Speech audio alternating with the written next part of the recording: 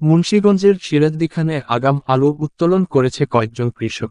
উপজেলার বালুচর ইউনিয়নের চান্দেরচর গ্রামের কয়েকজন কৃষকে আগাম আলু উত্তোলন করেন। তবে পুরোদমে আলু উত্তোলন শুরু হবে মার্চ মাসের মাঝামাঝি সপ্তাহে, চলবে মার্চ মাসের শেষ সপ্তাহ পর্যন্ত। মঙ্গলবার বেলা 11টার দিকে সরেজমিনে উপজেলার চান্দেরচর গ্রামের কৃষক নুর ইসলাম ব্যাপারী তার জমি থেকে আগাম আলু উত্তোলন করছে এমন চিত্র দেখা গেছে।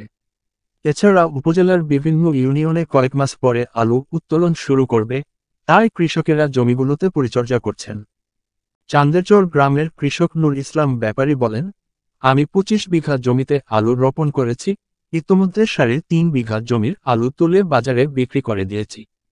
এবার জমিতে আলু বেশি ভালো ফলন হয়নি, তবে যা হয়েছে আলহামদুলিল্লাহ।